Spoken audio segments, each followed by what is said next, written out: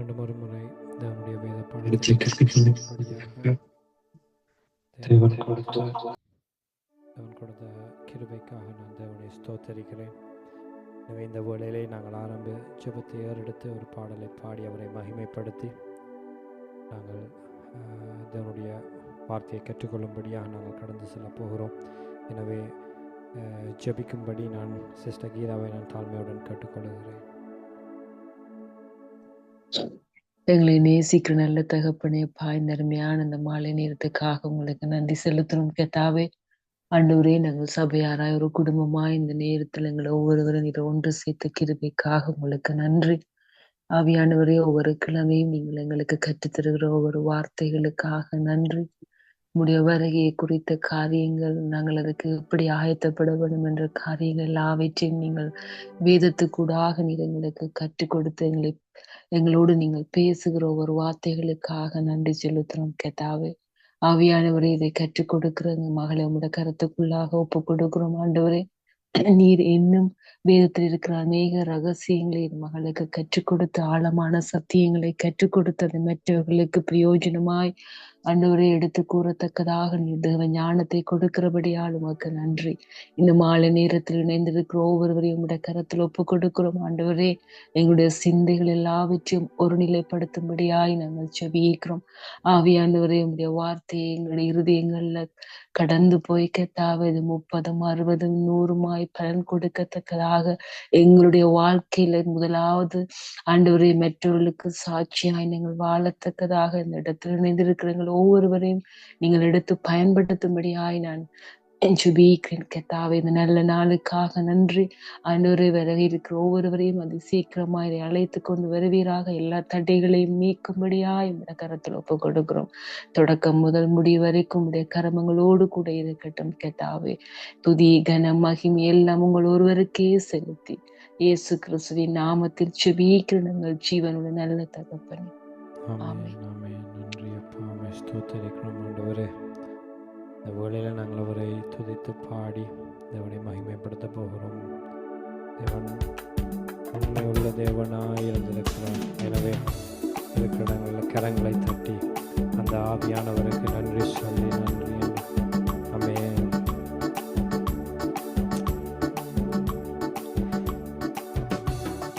ஜீவ தண்ணீரே ஆவியானவரே, வற்றாத நதியாக வாரும் போதுகரே. ஜீவ தண்ணீரே ஆவியானவரே, வற்றாத நதியாக வாரும் போதுகரே. வாருமையா போதுகரே, வற்றாத ஜீவ நதியாக, வற்றாத ஜீவ நதியாக. ஜீவ தண்ணீரே ஆவியானவரே, வற்றாத நதியாக வாரும் போதகரே. ஜீவ தண்ணீரே ஆவியானவரே, வற்றாத நதியாக வாரும் போதகரே. கடுக்கால் அளவு போதாதையா, முழங்கால் அளவு போதாதையா, கணுக்கால் அளவு போதாதையா, முழங்கால் அளவும் போதாதையா. நீந்தி நீந்தி மூழ்கணுமே, நீந்தி நீந்தி மூழ்கணுமே, மிதந்து மிதந்து மகிழனுமே, மிதந்து மிதந்து மகிழனுமே. வறுமையா போதுகரே, வறுமையா போதுகரே, வற்றாத நீவ நதியாக, வற்றாத ஜீவ நதியாக. ஜீவ தண்ணீரே ஆவியானவரே, வற்றாத நதியாக வாரும் போதுகரே. ஜீவ தண்ணீரே ஆவியானவரே, வற்றாத நதியாக வாரும் போதுகரே. போகும் இடமெல்லாம் ஆரோக்கியமே, பாயும் இடமெல்லாம் பரிசுத்தமே. போகும் இடமெல்லாம் ஆரோக்கியமே, பாயும் இடமெல்லாம் பரிசுத்தமே. சேரும் இடமெல்லாம் ஆறுதலே, சேரும் இடமெல்லாம் ஆறுதலே, செல்லும் இடமெல்லாம் செழிப்பு தானே, செல்லும் இடமெல்லாம் செழிப்பு தானே. வறுமையா போதகரே, வறுமையா போதகரே, வற்றாத ஜீவ நதியாக, வற்றாத ஜீவ நதியாக, ஜீவ தண்ணீரே ஆவியானவரே, வற்றாத நதியாக வாரும் போதகரே, ஜீவ தண்ணீரே ஆவியானவரே, வற்றாத நதியாக வாரும் போதகரே.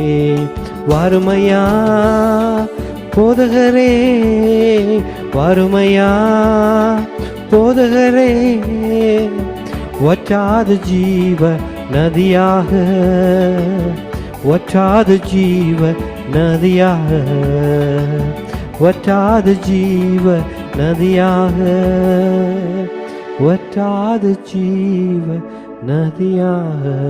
நன்றி அப்பா, இந்த வேளையிலும் இருந்த தருணத்தை கொடுத்த ஸ்லாக்கியத்துக்காய் நன்றி ஆண்டவரே. ஆண்டவரே, மிகுதியான வேளையும் பொறுப்படுத்தி வழி நடத்தும் உம்முடைய சமூகம், உம்முடைய பிரசன்னம் எங்களோடு கூட இருக்கும்படியாக நாங்கள் ஜெபிக்கிறோம் ஆண்டவரே.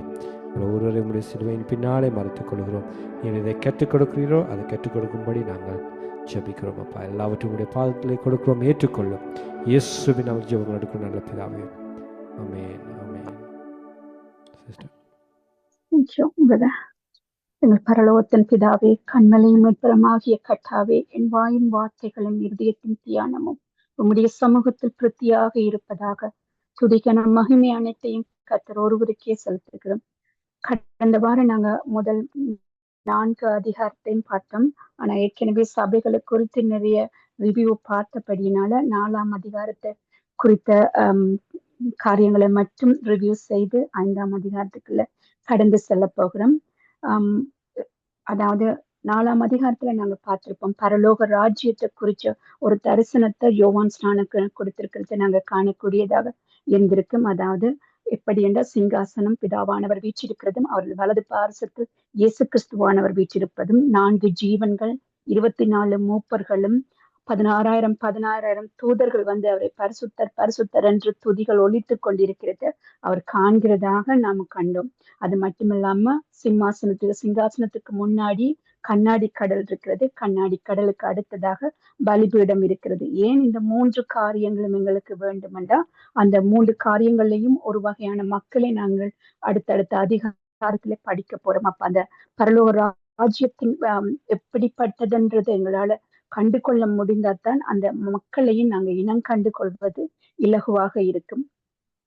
அப்ப அடுத்ததாக நாங்க பார்க்க போறது அந்த 24 மூப்பர்களை குறித்து பார்த்தோம். அந்த 24 மூப்பர்கள் யாருன்னு, அதாவது 4ஆம் அதிகாரத்துல கடைசி வசனங்கள் அந்த 24 அதிகாரத்துல மூப்பர்களை குறித்து சொல்லப்படுகிறது. அந்த மூப்பர்கள் யாருன்றா, இயேசு கிறிஸ்துவின் இரத்தத்தினாலே கழுவப்பட்டு நீதிமான்கள் ஆக்கப்பட்ட தேவனால் தெரிந்து கொள்ளப்பட்டவர்கள். அவர்கள் ஒருபோதும் யார் இல்லை, அதாவது பழைய ஏற்பாட்டு பரிசுத்தவான்களோ இல்லாட்டி இஸ்ரவேல் கோத்திரக்காரர்களோ இல்லை என்பதை உறுதிப்படுத்தி கொண்டோம். ஏனென்றால் அவர்கள் இயேசு கிறிஸ்துவான் இரத்தத்தினால கழுவப்பட்டதும் இல்லாமல் புதிய பாட்டை பாடினார்கள். அது மட்டுமில்லாம அவர்கள் அப்போஸ்தலர்கள் அல்ல என்பதற்கு அப்போஸ்தலர் யோவானே அதை குறித்து சாட்சி கொடுக்கிறது நிமித்தம் அவர்களும் இல்லை என்பதை நாங்க உறுதிப்படுத்தி கொண்டோம். அடுத்து 4 ஜீவன்களை குறித்து பார்த்தோம். சிங்கம், காளை, மனுஷ முகம், கழுகு. அந்த 4 ஜீவன்களும் எதை வெளிப்படுத்துகிறது என்றதை நாங்க காணக்கூடியதாக இருக்கும். ஏன்னா எப்பவுமே பரலோக ராஜ்யத்துல அந்த பரலோக ராஜ்யத்துல ஒரு கூடாரம், அதாவது இங்க வந்து மோசேட்ட சொல்லியிருப்பார், தனக்கு ஒரு கூடாரம் அமைக்கும்படியும் அதை எப்படி அமைக்க வேண்டும் என்பதற்கான விளக்கம் எல்லாம் கொடுத்திருப்பார். அது வந்து பரலோக ராஜ்யத்தின் ஒரு மாதிரியாகத்தான் கொடுக்கப்பட்டது. அப்ப அந்த மாதிரி என்னெல்லாம் பரலோக ராஜ்யத்தில் இருக்கிற அதன் மாதிரிகள் தான் பூமியிலே சிருஷ்டிக்கப்பட்டதை நாம காணக்கூடியதாக இருக்கும். அதாவது எப்படி அங்க சிங்காசனம், கண்ணாடி கடல், பலிபீடம் இருக்கிறது, அதே மாதிரி இங்க நம்ம ஆலயத்திலே பலிபீடம், அடுத்து நான் மறந்துட்டேன் அதோட பேரை, பலிபீடத்துக்கு அடுத்ததாக பரிசுத்த தலம், மகா பரிசுத்த தலம் என்று 3 காரியங்கள் இருக்கிறது நாங்க காணக்கூடியதாக இருக்கும். அப்ப ஒவ்வொன்றுமே மாதிரியாக இருக்கிறது நாங்க காணக்கூடியதாக இருக்கும். அப்ப இந்த 4 ஜீவன்களிட மாதிரி என்னன்னு சொன்னா 4 பிரமாணங்கள் என்று சொல்லப்படுகிறது. அதாவது ஆதாம் தொடக்கம் மோசே வரை மனசாட்சி பிரமாணம், மோசே தொடக்கம் இயேசு வரை நியாய பிரமாணம், இயேசு தொடக்கம் சபை எடுத்துக்கொள்ளும் வரை கிருபையின் பிரமாணம், அடுத்து 1000 வருஷ அரசாட்சியில் நீதியின் பிரமாணம். அப்ப இந்த 4 பிரமாணங்களையும் காணக்கூடியதாக இருக்கு. அதே மாதிரி 4 சுவிசேஷங்களின் மாதிரியாகத்தான் அந்த 4 ஜீவன்களும் இருக்கிறதாக சொல்லப்படுகிறது. அப்ப அந்த 4 சுவிசேஷங்களையும் பார்த்தோம். மத்தேயு யூதர்களுக்கு ராஜாவாக யூதர்களுக்காக எழுதப்பட்ட ஒரு சுவிசேஷம். மாற்கு ரோமர்களுக்காக இயேசு தேவனுடைய குமாரன் என்பதை வெளிப்படுத்தினார். லூக்கா புரஜாதியருக்காக தேவகுமாரன் மனுஷகுமாரனாகவும் மீட்பராக இரட்சகராக வெளிப்படுத்தி இருப்பார். யோவான் கிரேக்கர்களுக்காக தேவனே, அதாவது வார்த்தை, அந்த வார்த்தையே ஒளியாய் இருந்தது, அவரே தேவன் என்பதை வெளிப்படுத்தி இருப்பார். அப்ப அந்த 4 மற்றது புதிய எருசலேமுகளுக்கு இருக்கிற தூண்களாக இந்த 4 ஜீவன்களும் இருக்கிறதா சொல்லப்படுகிறது. ஏனென்றால் அதுல தலைக்கல்லாக கிறிஸ்துவாகவும், அஸ்திபார கற்களாக அப்போஸ்தலர்களும், ஜீவ கற்களாக நாமாகவும், நம்மளை ஒருமனப்படுத்துற பரிசுத்த ஆவியானவரே அதற்கு சாந்து பூசுகிறவராக இருக்கிறார் என்று பவுல் சொல்கிறார். அப்ப இந்த இந்த ஒவ்வொன்றோட மாதிரியும் எங்களுக்கு கொடுக்கப்பட்டது. ஏன்னா நாம பழைய ஏற்பாட்டுல நிறைய காரியங்களை குறிச்சு படிச்சிருப்போம். ஆனா அந்த பழைய ஏற்பாட்டுல இருக்கிற ஒவ்வொன்றையும் நீங்க பவுலோட நிருபங்களை எடுத்து வாசிக்கும் போது பவுல் அதுல இப்ப அந்த ஆகாரையும் சாராலையுமே ஒவ்வொரு பிரமாணமாக சொல்லுவார். நியாய பிரமாணமாகவும் சுயாதீன பிரமாணமாகவும் வெளிப்படுத்துவார். ஏன்னா அந்த 2 சபையாக அதே ராகேலையும் சாராயும் 2 பிரமாணமாக சொல்லுவாங்க. அப்ப 2 சபையாக காட்டுவாங்க. லேயாள் என்ற ராகேல 2 சபையாக எடுத்து, அதாவது கைவிடப்பட்ட சபையாக ராகேலையும், லேயால எடுத்துக்கொள்ளப்படுற சபையாகவும் அதுல காட்டப்படும். அப்ப எல்லாமே ஒரு மாதிரியாக இந்த பைபிள்ல கொடுக்கப்பட்டிருக்கிறது காணக்கூடியதாக இருக்கும். அடுத்ததாக அன்றியும் நாங்க முதலாவது 4ஆம் அதிகாரத்துல இவ்வளவு தான் பார்க்க போறோம். அடுத்து நாங்க 5ஆம் அதிகாரத்துக்குள்ள போறோம். 5ஆம் அதிகாரத்தை டினோ சிஸ்டர் படிங்க. தொடர்ந்து முழுவதையும் படித்து முடியுங்க. ஆமென். வெளிப்படுத்தின சுவிசேஷம் 5ஆம் அதிகாரம். அன்றியும் உள்ளும் புறமும் எழுதப்பட்டு 7 முத்திரைகளால் முத்திரிக்கப்பட்டிருந்த ஒரு புஸ்தகத்தை சிங்காசனத்தின் மேல் வீற்றிருக்கவருடைய வலது கரத்திலே கண்டேன். புத்தகத்தை திறக்கவும் அதன் முத்திரைகளை உடைக்கவும் பாத்திரவான் யார் என்று மிகுந்த சத்தமிட்டு கூறுகிற பலமுள்ள ஒரு தூதனையும் கண்டேன். வானத்திலாவது பூமியிலாவது பூமியின் கீழாவது ஒருவனும் அந்த புஸ்தகத்தை திறக்கவும் அதை பார்க்கவும் கூடாதிருந்தது. ஒருவனும் அந்த புஸ்தகத்தை திறந்து வாசிக்கவும் அதை பார்க்கவும் பாத்திரவானாக காணப்படாததினால் நான் மிகவும் அழுதேன். அப்பொழுது மூப்பர்களில் ஒருவன் என்னை நோக்கி, நீ அழ வேண்டாம், இதோ யூதா கோத்திரத்து சிங்கமும் தாவீதின் வேருமானவர் புஸ்தகத்தை திறக்கவும் அதன் 7 முத்திரைகளையும் உடைக்கவும் ஜெயங்கொண்டிருக்கிறார் என்றான். அப்பொழுதோ இதோ அடிக்கப்பட்ட வண்ணமாயிருக்கிற ஒரு ஆட்டுக்குட்டி சிங்காசனத்திற்கும் 4 ஜீவன்களுக்கும் மூப்பர்களுக்கும் மத்தியிலே நிற்க கண்டேன். அது 7 கொம்புகளையும் 7 கண்களையும் உடையதாயிருந்தது. அந்த கண்கள் பூமியெங்கும் அனுப்பப்பட்டிருக்கிற தேவனுடைய 7 ஆவிகளேயாம். அந்த ஆட்டுக்குட்டியானவர் சிங்காசனத்தின் மேல் உட்கார்ந்தவருடைய வலது கரத்திலிருந்து புஸ்தகத்தை வாங்கினார்.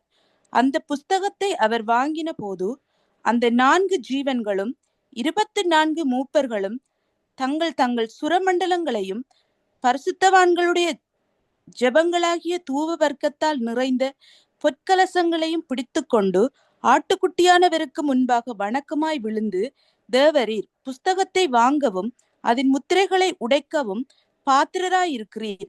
ஏனெனில் நீர் அடிக்கப்பட்டு சகல கோத்திரங்களிலும் பாஷைக்காரரிலும் ஜனங்களிலும் ஜாதிகளிலும் இருந்து அவர்களை தேவனுக்கென்று உம்முடைய இரத்தத்தினாலே மீட்டு கொண்டு எங்கள் தேவனுக்கு முன்பாக அவர்களை ராஜாக்களும் ஆசாரியர்களும் ஆக்கினீர்.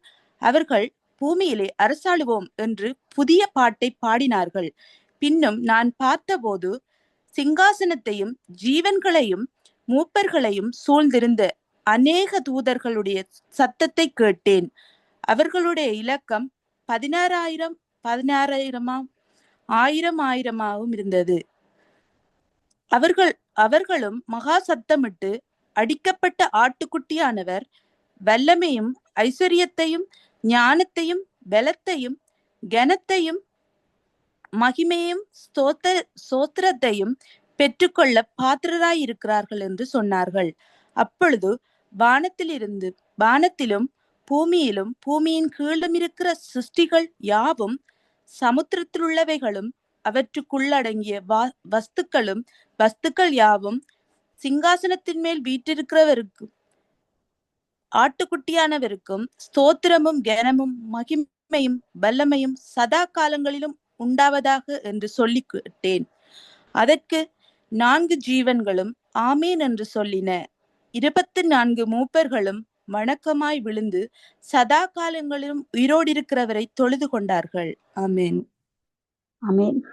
இங்க பிதாவின் வலது பாசத்துல அவருடைய கரத்துல முத்திரைகள் போடப்பட்ட புத்தகம் காணப்படுகிறது. அந்த புத்தகத்தை திறப்பதற்கு பாத்திரவான் ஒருவரும் இல்லை என்று யோவானின் பாரத்தை இங்க நாங்க காணக்கூடியதாக இருக்கும். அப்ப அந்த புத்தகத்தை வாங்கி திறப்பதற்கு உரிய பாத்திரவானாக யார் இருக்கிறார்டா, யூதா கோத்திரத்தின் சிங்கமும் தாவீதின் வேறுமானவர் புஸ்தகத்தை திறக்கவும் அதன் 7 முத்திரைகளையும் உடைக்கவும் ஜெயம் கொண்டிருக்கிறார். நம்ம எல்லாருக்குமே தெரியும் அவர் எப்படி ஜெயம் கொண்டார் என்றது நமக்கு தெரிஞ்ச ஒரு காரியம். அதாவது தன்னை கிருபாதார பலியாக கொடுத்து ஆதாம் மூலமாக இழந்த ஜாவையும் ஜெயம் கொண்டார், மரணத்தையும் பாதாளத்தையும் ஜெயம் கொண்டார். அதாவது வெளிப்படுத்தல் சொல்லப்படுகிறது, மரணத்தினதும் பாதாளத்திலிருந்தும் திறவுகோலை உடையவர் பூமியின் அதிபதி என்று சொல்லப்படுகிறது. ஆனா இதே இந்த இடத்துல இயேசு கிறிஸ்துவானதான் அதிபதி என்பதை உறுதிப்படுத்தப்படுகிறது. ஆனா மத்தேயு லூக்கா சுவிசேஷங்கள்ல பாத்தீங்கன்னு சொன்னா, இயேசு கிறிஸ்துவானவர் சிலுவை மரணத்துக்கு முன்பாக போவதற்கு முன்பாக பூமியின் அதிபதி என்னிடத்தில் வருகிறான், என்னிடத்தில் ஒன்றும் இல்லை என்று அவர் அந்த இடத்துல சொல்லியிருப்பார். அப்ப அந்த பூமியின் அதிபதியாக அந்த இடத்துல சிருஷ்டிக்கப்பட்டது யாருன்னா பிசாசானவன். ஏனென்றா ஆதாம் மூலமாக சகல அதிகாரத்தையும் அவன் எடுத்துக்கொண்டான். ஆனா தன்னை கிருபாதார பலியாக கொடுத்து அவலத்தையும் மீட்டு கொண்டார். ஜெயமாக மரணத்தை விழுங்கினது நிமித்தம் ஆதாம் மூலமாக இழந்த சகல அதிகாரங்களையும் பெற்றுக்கொண்டார். ஏற்கனவே நாங்க பார்க்கக்கூடியதா இருக்கும் யூதா புத்தகத்துல அதாவது மோசையின் சரீரத்தை குறித்து பிசாசானவன் தர்க்கம் செய்வதை நாங்க படிக்கக்கூடியதாக இருந்துச்சு. அப்ப மோசையின் சரீரத்துக்கே தர்க்கம் பண்ணின அந்த பிசாசானவன் அதிகாரத்தை எல்லாம், மரணத்துக்கும் பாதாளத்துக்கும் உரிய அதிகாரம் இப்பொழுது யாரிடத்தில் இருக்கின்றது? இயேசு கிறிஸ்துவானவர். அப்ப நாம இழந்தது எல்லாவற்றையும், ஆதாம் மூலமாக இழந்தது எல்லாவற்றையும் இயேசு கிறிஸ்துவானவர் பெற்றுக்கொண்டார் என்பதையே தான் இங்க உறுதிப்படுத்துகிறது. அதனாலதான் அவர் அந்த புத்தகத்தை உடைக்கிறதுக்கு முத்திரைகளை உடைப்பதற்கு வல்லவராக இருக்கிறார். இத தானியேல் 7:25 நீங்க வாசிக்க முடியும், வெளிப்படுத்தல் 17:12 வாசிக்க முடியும், மத்தேயு 28:18 வாசிக்க முடியும், ஏசாயா 11:2 வாசிக்க முடியும். அப்ப அடிக்கப்பட்ட வண்ணமாய் இருக்கிற ஒரு ஆட்டுக்குட்டி சிங்காசனத்திற்கும் 4 ஜீவன்களுக்கும் மூப்பர்களுக்கும் மத்தியில் நிற்க கண்டேன். அது 7 கொம்புகளையும் 7 கண்களையும் உடையதா இருந்தது. அந்த 7 கொம்புகளும் என்ன என்பதை நாங்க ஏற்கனவே பார்த்திருந்தோம். 7 ராஜ்யங்கள் என்று நாங்க பார்த்திருந்தோம். அதாவது முதலாவதாக அசிரியர்கள், எகிப்தியர்கள், பாபிலோனியருக்கு அடுத்ததாக நாங்க தானியேல்ல படிச்சோம். பாபிலோனுக்கு அடுத்ததாக மேதியா பர்ஷியர்கள், கிரேக்கர்கள், ரோமர்கள். 7வது ராஜ்யமாக 10 நாடுகள் கொண்ட கூட்டமைப்பு என்பதை தானியேல் படிக்கும்போது நாங்க எல்லாம் கற்றுக்கொண்டோம். அப்ப அந்த 7 ஆவிகளும் பூமிக்கு அனுப்பப்படும் ஆவிகள் என்பதையும் நாங்க கற்றுக்கொண்டோம். தேவரீர் புஸ்தகத்தை வாங்கவும் அதன் முத்திரைகளை உடைக்கவும் பாத்திரராய் இருக்கிறீர். ஏனெனில் நீர் அடிக்கப்பட்ட சகல கோத்திரங்களிலும் பாஷைக்காரர்களிலும் ஜனங்களிலும் ஜாதிகளிலும் இருந்து எங்களை தேவனுக்கென்று உம்முடைய இரத்தத்தினாலே மீட்டுக் கொண்டீர். அப்ப இது 24 மூப்பர்களும் தங்களை குறித்து கொடுக்கிற சாட்சி. நாங்க ஏற்கனவே வேதத்துல பார்த்திருக்கோம். வெளிப்படுத்தல 2 வகையான மக்களை நாங்க பார்க்க போறோம். அதாவது பழைய ஏற்பாட்டு பரிசுத்தவான்களையும் புதிய ஏற்பாட்டு மக்களையும் குறித்து பார்க்க போறோம். அப்ப பழைய ஏற்பாட்டு பரிசுத்தவான்கள் தங்களை குறித்திய சாட்சியின் நிமித்தம், தேவ வசனத்தின் குறித்த சாட்சியின் நிமித்தம் மோசையின் பாட்டை பாடுகிறவர்களாக இருப்பார்கள். இங்கு இவர்கள் சொல்கிறார்கள், இயேசு கிறிஸ்துவின் இரத்தத்தினாலே மீட்டு கொண்டு புதிய பாட்டை பாடுகிறவர்களாக இருக்கிறார்கள். அப்ப இந்த ரெண்டு தான் எங்களுக்கு வெளிப்பாடாக இருக்கும். வேறுபடுத்தி இரண்டு பேரையும் கண்டு கொள்ளக்கூடியதாக இருக்கும். பின்னும் நான் பார்த்த போது சிங்காசனத்தையும் ஜீவன்களையும் மூப்பர்களையும் சூழ்ந்திருக்க அநேகருடைய சத்தத்தை கேட்டேன். அவருடைய இலக்கம் 10,000 ஆயிரமாய் இருந்தது. அப்ப அங்க தூதர்கள் எல்லாரும் துதி. அப்ப நாங்க ஏற்கனவே தூதர்களை குறித்தும் பார்த்திருக்கிறோம். தூதர்கள் ஒரு 4 வகையான தூதர்களை குறித்து நாங்க பார்த்திருக்கிறோம். அதாவது தேவனுக்கு துதி செலுத்துகிறவர்கள், துதி செலுத்துற தூதர்கள் பரலோக ராஜ்யத்துல 16,000 தூதர்கள் இருக்கிறத பார்த்தோம். அடுத்து மெசேஜ் கொடுக்கிற கேப்ரியல் என்று சொல்லுவோம். அப்ப அவங்க மெசஞ்சர்ஸா இருப்பாங்க, மெசேஜ் கொடுக்கிறவங்க. மிகாவேல் என்னும் தூதனை பார்த்தோம், அவர் ஜுத்தன். சாத்தானோட எப்பெல்லாம் சாத்தானுக்கு எதிராக சுத்தம் செய்யறது மிகாவேலாத்தான் இருப்பார். அப்ப மிகாவேல் ஜுத்த தூதர்களாக இருப்பார்கள். அப்ப மெசஞ்சர்களாக இருக்கிறாங்க, வீராங்கனைகளாக இருக்கிறாங்க. மற்றது துதி ஆராதனை செலுத்துவார். அடுத்து சாத்தானோட விழுந்து போன தூதர்கள் இருக்கிறாங்க. அந்த விழுந்து போன தூதர்கள் தான் என்ன செய்யறாங்க, கர்த்தருக்கு எதிரான சதி காரியங்களை செய்யறத நாங்க காணக்கூடியதாக இருக்கும். அடுத்து அப்பொழுது வானத்திலும் பூமியின் கீழிருக்கிற சிருஷ்டிகள் யாவும், சமுத்திரத்தில் உள்ளவைகளையும் அவற்றில் உள்ளடங்கிய வஸ்துக்கள் யாவும், சிங்காசனத்தில் வீற்றிருவருக்கும் ஆட்டுக்குட்டியானவருக்கும் சோத்திரமும் கனமும் மகிமையும் வல்லமையும் சதா காலங்களும் உண்டாவதாக என்று சொல்ல கேட்டேன். அதுக்கு 4 ஜீவன்களும் ஆமேன் என்று சொல்லி 24 மூப்பர்களும் வணக்கமாய் விழுந்து சதா காலங்களிலும் உயிரோடு இருக்கிறவரை தொழுது கொண்டார்கள். அப்ப இந்த துதிக்கான மகிமைக்கும் பாத்திரவானவர் எங்களுக்கு ஒரே ஒருவர் தான், அது இயேசு கிறிஸ்துவானவர் தான் துதிக்கான மகிமைக்கு பாத்திரமானவர் என்பதை நாங்க இங்க கண்டு கொள்ளக்கூடியதாக இருக்கு.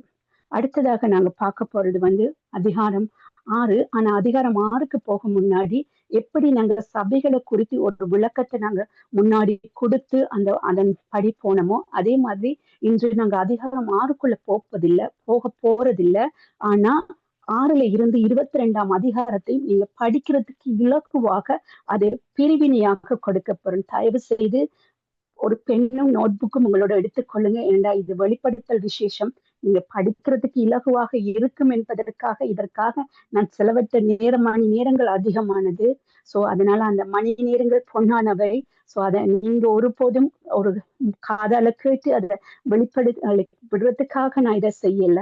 அப்ப அதனால தேவன் உங்களோட இதை நீங்க மட்டும் இல்ல, அதாவது கற்றுக்கொள்றவங்க இன்னொருத்தருக்கு கற்றுக் கொடுக்கணும். அதனால நீங்க இதை நோட் புக்ல தயவு செய்து எழுதி கொள்ளுங்க. ஒவ்வொருத்தரும் உங்களோட பேனா கொப்பியை எடுத்து நோட் புக்ல எழுதி கொடுங்க. ஏண்டா இதுதான் நான் இல்லாத போதும் என்ன நீங்க வெளிப்படுத்தல் விசேஷத்தை படிக்கிறதுக்கு இலகுவாக கூடிய காரியம். அதுல இருக்கிற விளக்கங்களை நீங்க கற்றுக்கொண்டீங்கன்னா அது போதும். முழு காரியங்களையும் நீங்க புரிஞ்சு கொள்ளணும் என்ற அவசியம் இல்லை. ஆனா அந்த வெளிப்படுத்தல் விசேஷத்துக்கு உதாரணத்துக்கு இப்போது என்னிடம் நீங்க ஏதாவது ஒரு கேள்வி கேட்டாலும் எந்த அதிகாரத்துல எதை குறித்து சொல்லப்பட்டிருக்கிறது என்பதை என்னால பைபிளை பார்க்காம சொல்ல முடியும். ஏனென்றா அந்த அளவுக்கு நான் அந்த வேதத்தை வெளிப்படுத்தல் தானியல்ல தியானிக்க தேவன் கிருபை செய்தார். அப்ப நாங்க அதுக்கு ஒவ்வொரு நாளும் ஏற்கனவே தியானிச்ச பாடங்கள் தான், படிச்ச பாடங்கள் தான் எல்லாமே இருந்தாலும் அந்த கிளாஸுக்கு முன்னாடி அதற்காக நான் நேரத்தை செலவழிக்கிறேன். ஏனென்றா அவ்வளவும் தேவனுடைய சித்தம் இல்லாம நான் ஒரு வார்த்தை கூட தேவனுக்கு பிரியமில்லாத வார்த்தையோ இல்லாட்டி தேவன்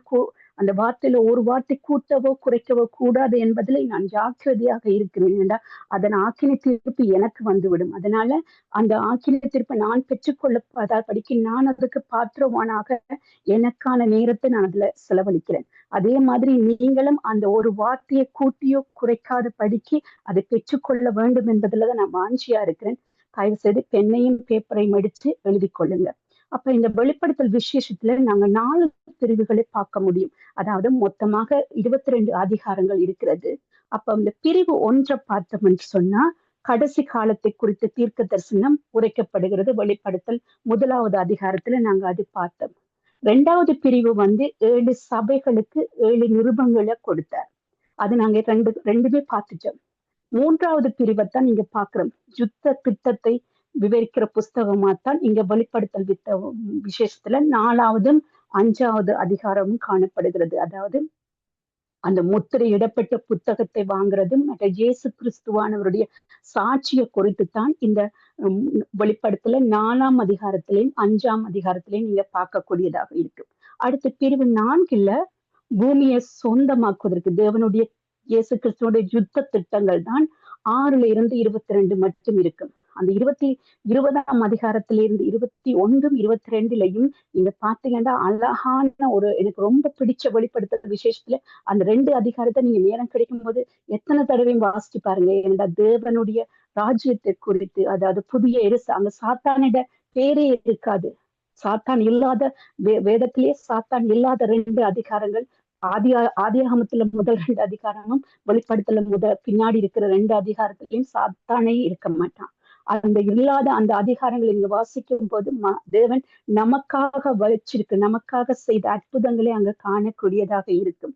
அப்ப இந்த பிரிவு 4லயே அப்ப இயேசு கிறிஸ்துவோட யுத்த திட்டமும் புதிய எருசலம் புதிய பூமியை குறித்த இதுகள் 21லையும் 22வது அதிகாரத்திலையும் கொடுக்கப்பட்டிருக்கிறது.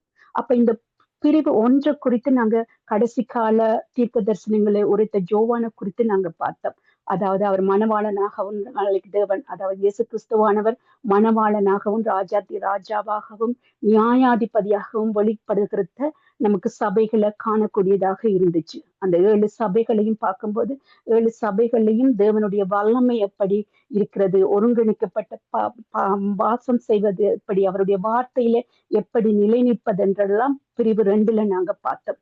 பிரிவு 3ல இயேசு கிறிஸ்துவானவர் புஸ்தகத்தை வாங்குறத குறித்தும் அவருடைய சாட்சியை குறித்தும் பார்க்கிறோம். அந்த புத்தக சுருள்ல அவருடைய சபை எப்படிப்பட்டதாக இருக்குது, சகல தேசங்களிலேயும் எது அறுவடையாக போகிறது, அந்தி கிறிஸ்துவின் அதிகாரங்களை குறித்து தான் நாங்க பார்க்க போறோம். இந்த யுத்த திட்டத்தை குறித்து, அதாவது பிரிவு 4க்குள்ள வார 26ஆம் அதிகாரத்திலிருந்து 22 வரை உள்ள அதிகாரங்கள்ல இயேசு என்ன செய்ய போறார், அதாவது முத்திரைகள் உடைக்கப்படுகிறது. அடுத்த 1 தொடக்கம் அதாவது 6ஆம் அதிகாரத்துல இருந்து 7ஆம் அதிகாரம் வரையும் முத்திரைகள் உடைக்கப்படுகிறது. அதற்கு பிறகு 6 முத்திரைகள்ல 5 முத்திரைகள் உடைக்கப்படுகிறது. அப்ப அந்த 5 முத்திரைகளும் உடைக்கப்பட்ட பின்பு 6வது முத்திரை எக்காலமாக போகப்படுகிறது. எக்காலம், அதாவது 6வது முத்திரை உடைக்க போது 6 எக்காலங்கள் பிரிவாக உருவாக்கப்படுது. அந்த 6 எக்காலங்கள்ல 6வது எக்காலம் 6 கோப கலசங்களாக மாற்றப்படுகிறது. அப்ப இது ஒவ்வொன்றையும் நாங்க இடையில தொடர்பு இல்லாம எங்களால படிக்க முடியாது. அப்ப முத்திரைகளை படித்து கொண்டாதான் எக்காலங்களை குறித்து நாங்க எடுக்க முடியும். என்னத்துக்காக முத்திரைகள் உடைக்கப்படுகிறது, எதற்காக எக்காலங்கள் ஊதப்படுகிறது, எதற்காக கோப கலசங்கள் ஊற்றப்படுகிறது என்பதை நாங்க தெரிந்து கொண்டாதான் நியாய தீர்ப்பு, அதாவது இது 3மே நியாய தீர்ப்புக்குரிய காரியங்கள் என்பதை நாங்க மறக்க கூடாது. இந்த 3 பிரிவிலையும் சில பேர் இந்த வேதத்தை குறித்து சில காரியங்களை நான் இங்க ஷேர் பண்ண வேண்டியிருக்கு. அதாவது என்னென்னா சில பேர் நீங்க வெளிப்படுத்தல் விசேஷத்தை குறித்து நிறைய பேர் உங்களுக்கு வியாக்கியானங்கள் கொடுத்திருப்பார்கள். அதை எல்லாத்தையும் நீங்க கற்றுக்கொண்டிருப்பீங்க. சில பேர் சொல்லுவாங்க இந்த முத்திரைகள் இன்னும் உடைக்கப்படவில்லை, அதனால நீங்க இதை குறித்து கவலைப்பட வேண்டாம், என்னோட இந்த முத்திரை இனித்தான், அதாவது உபத்திர காலத்திலாம் உடைக்கப்படும், அதனால இந்த முத்திரைகள் எதுவுமே உடைக்கப்படும். தயவு செய்து அப்படி சொல்கிறவர்களுக்கு இல்லாத போலியான கருத்துக்களை, தேவனுடைய வசனத்துல இல்லாத எதையும் யாரும் சொன்னா நீங்க நம்ப வேண்டாம். வேதத்தை அறிந்து ஆராய்ந்து பார்க்க வேண்டும் என்று சொல்லியிருக்கிறார். எங்களுக்கு வேத வசனங்கள் கொடுக்கப்பட்டிருக்கு. இந்த முத்திரைகள் உடைக்கப்பட தொடங்கியாச்சு. அந்த முத்திரைகள் எந்த முத்திரையில் நாங்கள் இருக்கிறோம் என்பதை நம்மை நாம் தான் தியானித்து ஆராய்ந்து கொள்ள வேண்டும். அதற்கு வேத வசனத்தோடவே நான் அதை ப்ரூவ் பண்றேன். ஏன்னா நிறைய விஷயங்கள் நான் இதை படிப்பிக்கும் போது நிறைய பேர் சொன்னாங்க முத்திரை இன்னும் உடைக்கப்படையில நீங்க முத்திரை, ஆனா அதற்கான வேத வசனங்கள் ஆதாரங்கள் இருக்கிறது. உதாரணத்துக்கு 2 தெசலோனிக்கேயர் 2:7 பவுல் கூறுகிறார், அக்கிரமத்தின் ரகசியம் இப்பொழுதே கிரியை செய்கிறது, ஆனாலும் தடை செய்கிறவன் நடுவில் இருந்து நீக்கப்படும் முன் அது வெளிப்படாது. அக்கிரமத்தின் ரகசியம் இப்பொழுதே கிரியை செய்கிறது, ஆனாலும் தடை செய்கிறவன் நடுவில் இருந்து நீக்கப்படும் முன் அது வெளிப்படாது. நீக்கப்படும் போது அந்த அக்கிரமக்காரன் வெளிப்படுவான். அவனை கர்த்தர் தம்முடைய வாயின் சுவாசத்தினாலே அழித்து தம்முடைய வருகையின் பிரசன்னத்தினாலே நாசம் பண்ணுவார். சோ இந்த பவுல் சொல்லும்போது சொல்ற அக்கிரமத்தின் ரகசியம், அதாவது சத்ருவானவன் ராஜ்யம் இப்பவே கிரியை செய்கிறது, அவனுடைய கிரியைகள் இப்பவே தொடங்கிட்டு தடை செய்கிறவன் நடுவில் இருந்து அவனுக்கு தடையா இருப்பது நாமும் பரிசுத்த ஆவியானவர் இருந்தார். நாம் எடுக்கப்படும் போது பரிசுத்த ஆவியானவரும் இந்த பூமியோட பூமியில அவற்றை அதிகாரம் இருக்காது. அப்ப நாம் எடுக்கப்பட்டதும் நீக்கப்பட்ட பிறகுதான் அந்தி கிறிஸ்துவானவன் வெளிப்படுவான். அப்ப அந்தி கிறிஸ்துவானவன் வெளிப்படுவது எப்பன்னு சொன்னா சபை எடுத்து கொள்ளப்பட்ட பின்புதான். அதுக்காக இப்ப யாரையாவது பார்த்துட்டு அவன் கிரியை, இப்போ உதாரணத்துக்கு போன கிழமை ஜெர்மன்ல அரசியல் மாற்றம், அதாவது ஜனாதிபதி தேர்தல்ல வேறொருத்தர் வந்திருந்தார். அவரை குறிச்சு மக்கள் கொடுக்குற நியாய தீர்ப்புகளை பார்த்தீங்கன்னா இன்னும் அவர் தான் அந்தி கிறிஸ்துவன்றே சொல்லிட்டாங்க. என்ற ஹிட்லருக்கு அதிகாரியா அவர் இருக்கிறார். அப்ப இனி யூரோப்பெல்லாம் மாற்றங்களை கொண்டு வர போது அவர் கொடுத்த அறிக்கையின்படி அப்படியான ஒரு அறிக்கை தான். அந்த அறிக்கையின் நிமித்தம் வரும்னு சொன்னாங்க, அவர் தான் அந்தி கிறிஸ்துவன். ஆனா அப்படி நீங்க செய்திகளை கேட்கலாம். இன்றைக்கு ஏஐயோட டெக்னாலஜி அந்த மாதிரி வளர்ந்திருக்கு. ஏனென்றா கர்த்தர் சொல்றார், அதாவது அவனை தனக்கண்டு அந்தி கிறிஸ்துவானவன் ஒரு சொரூபத்தை செய்து அதற்கு சத்துவத்தை கொடுப்பான். அந்த சொரூபம் பேசக்கூடியதாக இருக்கும். இன்றைக்கு நீங்க எல்லா இடத்துலையும் பார்க்க முடியும். அதாவது இறந்தவர்கள், உதாரணத்துக்கு நமக்கு எல்லாருக்குமே தெரிஞ்ச ஒருவர் தான் சாம் ஜெபத்துறை ஐயா.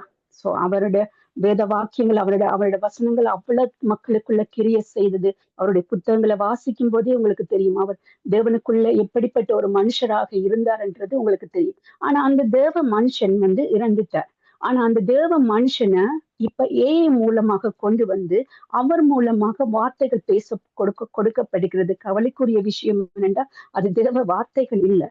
ஆனா தேவனுக்கு எதிரான வார்த்தைகளையும் வேதத்தில் இல்லாத ஒரு காரியங்களை எல்லாம் கொடுக்கப்படுகிறது. அப்ப நாம் என்ன செய்ய வேண்டிய நிலையில இருக்கிறோம் என்று சொன்னா, நாம் ஒரு வசனத்தை, நீங்க சோசியல் மீடியால ஆக்டிவா இருக்கிறவங்கன்னு சொன்னா நிச்சயமா ஒரு வசனத்தை யாராவது கொடுக்குறாங்க, அதாவது அந்த ஒரிஜினல் லிங்க். இப்போ ஒவ்வொரு சர்ச்சுக்கும், இப்ப எங்களோட சர்ச்சுக்கு கிங்டம் ஆஃப் காட் இருக்குது. ஆனா அந்த கிங்டம் ஆஃப் காட்ல தான் எங்களுடைய பதிவுகள் வரும். ஆனா எங்களுடைய பதிவுகளை எடுத்து வேறொருவர் வாய்ஸ் மாத்தி போட முடியும். எந்த வாய்ஸ்லயே இன்னொரு வாய்ஸ்ல அவங்க நான் பேசுற மாதிரி அந்த வாய்ஸ்ல பேசக்கூடியதாக இருக்கு. ஏன்னா இறந்த சாம் ஜெபத்துறை ஐயாட வாய்ஸ்லயே பேசக்கூடியவராக ஏஐ மூலமாக செய்யப்படுகிறார்கள். அப்ப அதனால நாம் ஒரு வசனத்தையோ ஒரு வீடியோ மெசேஜையோ கேட்கும் போது அந்த ஒரிஜினாலிட்டியை நாங்க கண்டு கொள்ள வேண்டும். அதுல உண்மைத்தன்மையை அறிந்து கொண்டுதான் அதை பற்றின விமர்சனத்தையும் அந்த மெசேஜையும் நாங்க கேட்கக்கூடியதாக இருக்கு.